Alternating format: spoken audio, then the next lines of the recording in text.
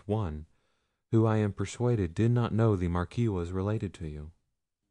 "You plead his cause very pathetically," said Isabella, "considering he is so much a stranger to you. I am mistaken, or he returns your charity." "What means you?" said Matilda. "Nothing," said Isabella, repenting that she had given Matilda a hint of Theodore's inclination for her.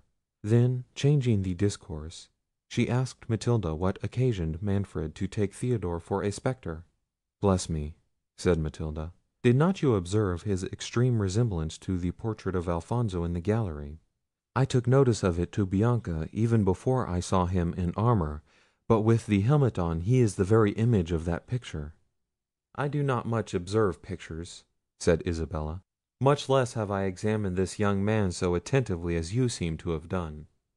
"Ah! Matilda, your heart is in danger; but let me warn you as a friend, he has owned to me that he is in love. It cannot be with you, for yesterday was the first time you ever met, was it not?" "Certainly," replied Matilda. "But why does my dearest Isabella conclude from anything I have said, that—" She paused; then continuing, "He saw you first, and I am far from having the vanity to think that my little portion of charms could engage a heart devoted to you. May you be happy, Isabella, whatever is the fate of Matilda." "My lovely friend," said Isabella, whose heart was too honest to resist a kind expression, "it is you that Theodore admires. I saw it, I am persuaded of it; nor shall a thought of my own happiness suffer me to interfere with yours." This frankness drew tears from the gentle Matilda, and jealousy, that for a moment had raised a coolness between these amiable maidens, soon gave way to the natural sincerity and candour of their souls. Each confessed to the other the impression that Theodore had made on her, and this confidence was followed by a struggle of generosity, each insisting on yielding her claim to her friend. At length, the dignity of Isabella's virtue, reminding her of the preference which Theodore had almost declared for her rival, made her determined to conquer her passion, and cede the beloved object to her friend. During this contest of amity, Hippolita entered her daughter's chamber. "Madam," she said to Isabella, "you have so much tenderness for Matilda, and interest yourself so kindly in whatever affects our wretched house, that I can have no secrets with my child which are not proper for you to hear." The princesses were all attention and anxiety. "Know then, madam," continued Hippolita, "that you, my dearest Matilda, that being convinced by all the events of these 2 last ominous days, that heaven purposes the sceptre of Otranto should pass from Manfred's hands into those of the Marquis Frederic, I have been perhaps inspired with the thought of averting our total destruction by the union of our rival houses. With this view I have been proposing to Manfred, my lord, to tender this dear, dear child to Frederic, your father." "Me to Lord Frederic!" cried Matilda. "Good heavens, my gracious mother! And have you named it to my father?" "I have," said Hippolita, "and he listened benignly to my proposal, and is gone to break it to the Marquis." "Ah, wretched Princess!" cried Isabella, "what hast thou done? What ruin has thy inadvertent goodness been preparing for thyself, for me, and for Matilda?" "Ruin from me to you and to my child!" said Hippolita. "What can this mean?" "Alas!" said Isabella, "the purity of your own heart prevents your seeing the depravity of others. Manfred, your lord, that impious man—" "Hold!" said Hippolita; "you must not, in my presence, young lady, mention Manfred with disrespect. He is my lord and husband, and will not long be so," said Isabella, "if his wicked purposes can be carried into execution." "This language amazes me," said Hippolita. "Your feeling, Isabella, is warm; but until this hour I never knew it betrayed you into intemperance.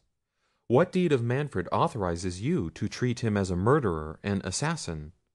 "Thou virtuous, too credulous Princess," replied Isabella, "it is not thy life he aims at; it is to separate himself from thee, to divorce thee, to—" "To divorce me! To divorce my mother!" cried Hippolita and Matilda at once.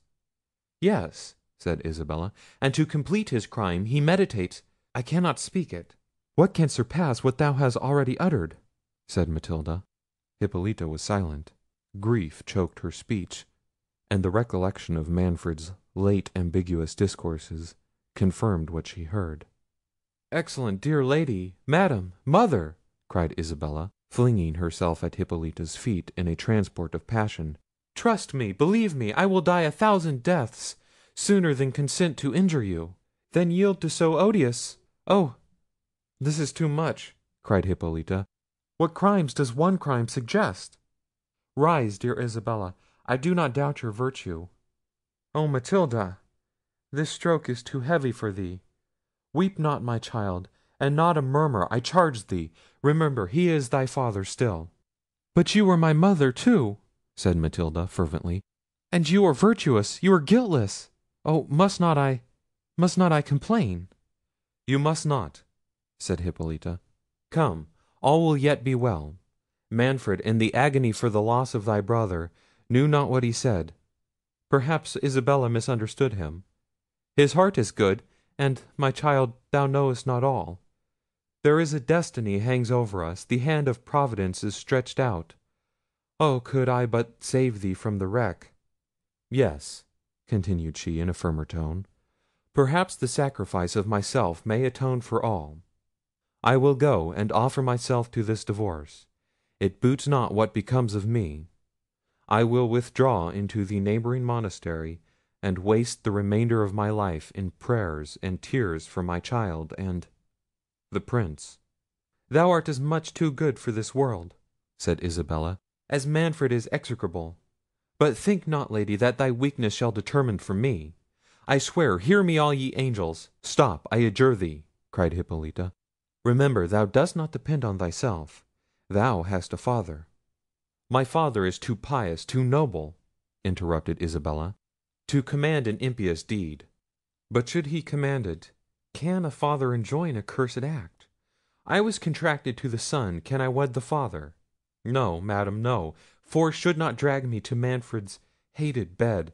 I loathe him, I abhor him. Divine and human laws forbid. And my friend, my dearest Matilda, would I wound her tender soul by injuring her adored mother, my own mother? I have never known another—" "Oh, she is the mother of both," cried Matilda. Can we, Isabella, adore her too much?" "My lovely children," said the touched Hippolita, "your tenderness overpowers me, but I must not give way to it. It is not ours to make election for ourselves. Heaven, our fathers, and our husbands must decide for us. Have patience until you hear what Manfred and Frederic have determined. If the Marquis accepts Matilda's hand, I know she will readily obey. Heaven may interpose and prevent the rest. What means, my child?" continued she, seeing Matilda fall at her feet with a flood of speechless tears. "But no, answer me not, my daughter. I must not hear a word against the pleasure of thy father." "Oh, doubt not my obedience, my dreadful obedience to him and to you," said Matilda. "But can I, most respected of women, can I experience all this tenderness, this world of goodness, and conceal a thought from the best of mothers?" "What art thou going to utter?" said Isabella, trembling. "Recollect thyself, Matilda." "No, Isabella," said the Princess, "I should not deserve this incomparable parent, if the inmost recesses of my soul harboured a thought without her permission. Nay, I have offended her. I have suffered a passion to enter my heart without her avowal. But here I disclaim it. Here I vow to heaven and to her—" my child!" said Hippolita. "What words are these? What new calamities has fate in store for us? Thou a passion! Thou in this hour of destruction—" "Oh, I see all my guilt," said Matilda. "I abhor myself if I cost my mother a pang. She is the dearest thing I have on earth. Oh, I will never, never behold him more." "Isabella," said Hippolita, "thou art conscious to this unhappy secret, whatever it is. Speak." "What!" cried Matilda. "Have I so forfeited my mother's love that she will not permit me even to speak my own guilt? Oh, wretched, wretched Matilda!" "Thou art too cruel," said Isabella to Hippolita. "Canst thou behold this anguish of a virtuous mind, and not commiserate it?" "Not pity, my child," said Hippolita, catching Matilda in her arms. "Oh, I know she is good. She is all virtue, all tenderness and duty.